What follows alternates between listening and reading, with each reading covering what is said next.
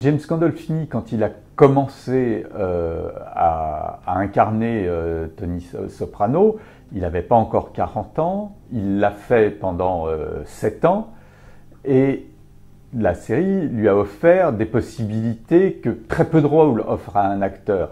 Il est donc ce criminel ultra-violent. Il est aussi le patient du docteur Melfi. This therapy is a jerk-off.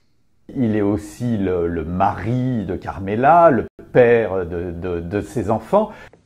Are you trying to get me to lose my temper because I'm about to put you through that goddamn window? Et à chaque fois, il développe, comme n'importe quel être humain, une nouvelle manière d'être au monde, une nouvelle manière d'être avec les autres. Et ça, Gandolfini le fait de manière magnifique, assez économe, toujours très très intelligente. Après, ce qu'il a fait, les films qu'il a tournés pendant qu'il tournait Les Sopranos, les rôles qu'il a pu tenir après l'arrêt de la série, aucun n'est arrivé à la cheville de celui de Tony Soprano.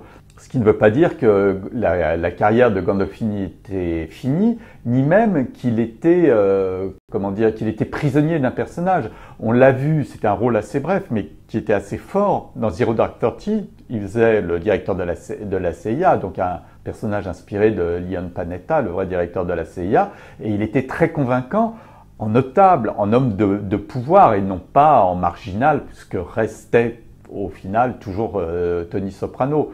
De même dans Welcome to the Rileys, qui était un petit film indépendant avec Kristen Stewart, il faisait un père de famille qui a perdu son enfant, et il était très émouvant, et il n'y avait rien de la violence de Tony Soprano. Je pense que c'était il était peut-être devenu, au fil de cette expérience, un très très grand acteur.